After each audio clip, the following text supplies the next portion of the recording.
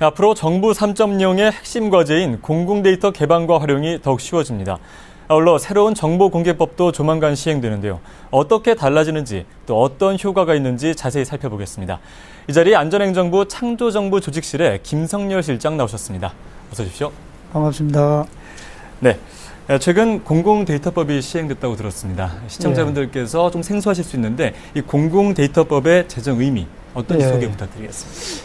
잘 아시듯이 이제 21세기는 하드웨어 시대에서 소프트웨어 시대를 거쳐서 이른바 데이터 시대 저희들이 진입하게 되었습니다. 그래서 이번에 저희들이 31일 날 데이터법이 시행이 되게 됐는데 그 의미는 한마디로 말씀드린다면은 정부 3.0의 핵심인 데이터를 개방해서 국민들에게 서비스를 드리고 또 그걸 통해서 일자리를 만들어내는 그런 어떤 제도적 기반을 만들었다 하는데 그 의미가 있다고 하겠습니다. 그래서 이제 이번 법이 시행됨에 따라서 이제 국가 또는 지방자치단체 모든 공공기관 한 1,500개 정도 기관이 해당이 되겠습니다. 이런 기관들은 이제 자기네들이 가지고 있는 모든 정보를 이제 내놔야 됩니다. 그리고 국민들은 언제든지 자유롭게 그 데이터를 이용할 수 있는 그런 이용권이 보장되었다고 할 수 있겠습니다. 그래서 한마디로 말씀드리면 데이터에 대한 국민 주권 시대 이게 이제 열리게 된 거죠. 그래서 현재 저희들이 약 한 3,395종 정도의 데이터를 개방하고 있는데 앞으로 5년간 약 6천여 종의 데이터를 개방해서 9,470종 굉장히 많습니다. 이런 데이터를 개방할 계획을 가지고 있습니다. 그런 정보들을 국민들이 언제든지 쉽게 이용할 수 있는 그런 걸 말씀하시는 그렇습니다. 공공데이터 개방과 활용이 좀 원활하게 추진되기 위해서는 그 민간에서 얼마만큼 요구하고 있는지 그걸 좀 파악하는 것도 중요하지 않겠습니까? 그렇습니다. 지속적인 지원이 계속 뒷받침돼야 할 텐데 이를 위한 협력 체계 어떤 것이 있는지 좀 궁금합니다. 방금 말씀하신 대로 이제 구슬이 서말이라도 이걸 잘 꿰야 되거든요. 그렇게 하려면 정부가 우리 국민들이 적극 이용할 수 있도록 도와드려야 됩니다. 그 첫 번째 출발이 우선 민간에서 어떤 데이터를 원하시는가 하는 그 수요를 저희들이 잘 파악해야 됩니다. 또 왜 그런가 하면은 이 데이터를 개방하는데 거저 되는 게 아니고 많은 시간이 들고 또 많은 돈이 듭니다. 그래서 저희들이 지난 7월 달에 전국의 전문가들로 국가 오픈 데이터 포럼이라는 걸 만들었습니다. 그래서 이 포럼을 통해서 민간 기업의 다양한 의견을 저희들이 수렴해서 과연 어떤 데이터가 우선적으로 필요한가 하는 그런 의견을 참고해서 개방하려고 하고 있고요. 또 범정부적인 저희들 협업 체계를 만들어서 이번에 이제 법에 들어 있습니다만은 국무총리와 민간 전문가가 공동으로 위원장을 맡는 공공데이터 전략위원회가 이제 이달 공식적으로 출범하게 됩니다. 그럼 이 위원회에서 모든 기관들의 데이터 개방 계획을 심의를 하게 되고요. 그리고 가장 중요한 거는 이제 그 데이터 활용 센터를 저희가 지난 4일 날 그제죠 출범을 시켰습니다. 그럼 이 데이터 센터에서 활용 지원 센터에서 여러 가지 실질적인 데이터 활용을 지원하는 이런 체계를 저희들이 갖출 계획으로 있습니다. 그러니까 필요한 부분들을 꼭 집어서 모든 정보를 개방하지만 그것을 잘 활용할 수 있도록 더 지속적으로 추진하는 걸 말씀하시죠. 그렇습니다. 그런데 이 공공데이터를 이용한다는 게 그 일반 국민들한테는 조금 생소할 수 있습니다. 그래서 어떤 절차를 거쳐서 어떤 방법으로 이용을 해야 되는지 한번 말씀해 주시겠습니다. 이제 쉽게 말씀드리면 이제 일반 국민 입장에서는 그 데이터를 가지고 있는 부처 홈페이지에 들어오시면 데이터를 볼 수 있는데 과연 어떤 데이터가 어떤 기관 홈페이지에 있을까 굉장히 궁금하실 거예요. 알기도 어렵고. 그래서 저희 정부에서는 공공 데이터 포털 통합 창구죠. data.go.kr 이 포털을 저희들이 새롭게 구축을 했습니다. 그래서 이 포털에 들어오시면 이제 모든 데이터를 보실 수가 있고 그 목록을 보시고 그걸 클릭하시면 그 속에 들어있는 데이터들을 다운을 받아 가셔서 그걸 가지고 앱도 만드시고 여러 가지 할 수 있게 되겠습니다. 그리고 이런 데이터를 이용할 때 그 목록에 없는 데이터 이런 데이터가 궁금하다 또 필요하다 하시면 아까 말씀드린 데이터 활용 지원 센터에 요청을 하시면 그걸 찾아서 안내도 해드리고 또 경우에 따라서는 데이터를 제공받고 있는데 여러 이유로 해당 기관에서 데이터 제공을 거부를 한다든지 또는 중단을 하는 이런 일이 생길 경우에는 저희들이 법에 따라서 이번에 분쟁조정위원회를 설치를 하게 되었습니다. 네. 분쟁조정위원회 신청을 하면 60일 안에 조정을 하게 되겠습니다. 이런 여러 가지 지원을 국민들이 쉽게 이용하실 수 있도록 저희들이 해드릴 생각입니다. 예. data.go.kr 말씀하신 그 포털에 들어가서 모든 것들을 뭐 검색도 해보시고 예. 거기서 뭐 필요한 거 찾아보시고 예. 없으면 또 요청도 하시고 그럼 되겠군요. 그렇습니다. 예. 예. 그 실제 이용 사례를 좀 살펴보면 조금 더 이해가 쉽지 않으실까 싶은데 예. 시청자분들이 그 개방된 공공 데이터가 일상에서 어떻게 사용되어 있는지 좀 구체적인 사례 있으면 좀 소개해 주시죠. 이제 데이터 이용과 관련해서 가장 대표적인 사례가 그 고등학교 2학년 시절에 그 유주환 군이라는 학생, 지금 대학 2학년 학생인데요. 네. 이 학생이 만든 서울버스 앱이라는 게 있습니다. 그래서 이게 전국에 지금 한 30개 시에 보급이 되어 있거든요. 네. 우리 지금 서울 시내도 보면 버스 정류장에 그 LED 전광판 네. 있지 않습니까? 저도 활용하고 있습니다. 저도 늘 그 버스를 타는데 네. 그게 가장 대표적인 건데 그제 센터를 개소했을 때 제가 가 보니까 벌써 많은 저희들이 개방한 데이터를 가지고 앱을 만들어서 비즈니스 하는 분들이 많이 있더라고요. 한두 가지 제가 말씀을 드려보면 서울시에서 시내 38개 저희들이 공영 주차장이 있어요. 네. 이거에 대한 정보를 다 홈페이지 통해 오픈했거든요. 그랬더니 중소기업에서 그걸 가져가셔서 어느 지역에 어떤 주차장에 지금 몇 자리가 비어 있다.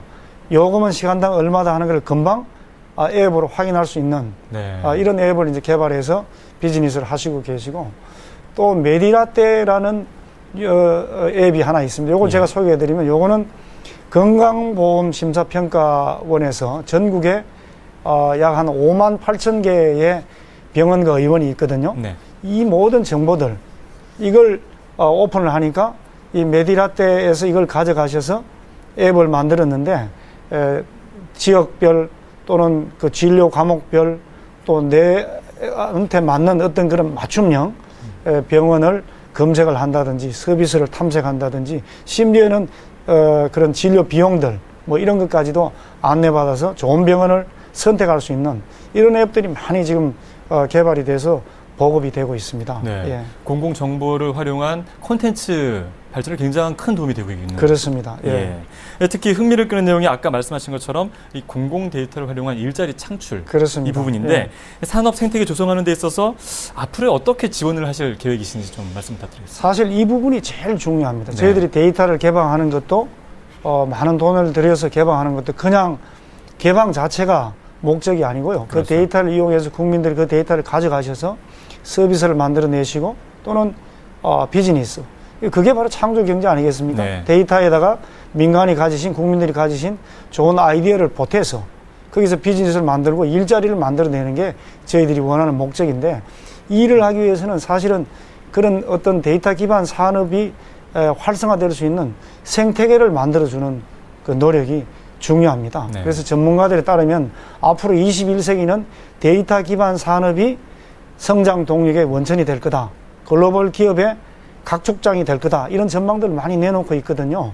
그래서 저희 정부도, 우리 정부도 약 한 13개 분야에 대해서, 예를 들면은 기상, 지리, 교통, 특허, 이런 거를 집중적으로 선택과 집중 전략에 따라서 육성을 하고 돈을 투자를 해서, 저희들이 이제 국민들께 개방해 드리고 이걸 통해서 일자리를 만들도록 하고 있습니다. 그래서 예를 들어 정부 안에서는 미래부도 있고요, 중소기업청도 있고 또 청년위원회도 있고 산업부도 있고 여러 부처들이 있습니다.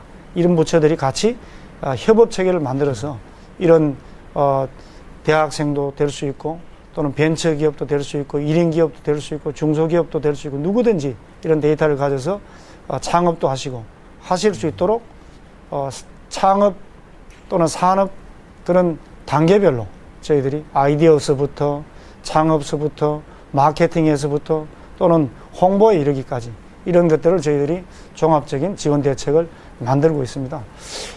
또 한 가지 가장 중요한 것 중에 하나가 지금 저희들이 데이터법은 조금 전에 말씀드린 대로 이제 시행이 되게 됩니다만은 예. 아직도 많은 개별 그런 법령들에서 데이터를 자유롭게 이용하는 것을 조금 막고 있는 법들도 들어 있습니다. 네. 그래서 지금 정부가 협업 체계를 만들어서 그런 법들을 고쳐서 쉽게 이용할 수 있도록 이런 노력을 함께 기울이고 있습니다. 예. 제 주변에도 뭐 많은 개발자들 보면 그 데이터를 얻는 데 있어서 큰 비용이 굉장히 많이 들어간다고 하더라고요. 근데 그런 부분들을 국가에서 공공정보를 개방하고 그거를 사업으로 활용하는 예, 예. 그게 창조경제라는 말씀이시고 그렇습니다. 앞으로 그분의 기대 예, 효과를 볼 수 있다는 예. 말씀이시죠. 예. 자, 그동안 그 새로운 정보공개법도 조만간 시행되는 것으로 알고 있습니다. 예, 예. 어떤 내용이 달라지는지 정보공개제도 좀 주요 내용 좀 말씀해 주시죠.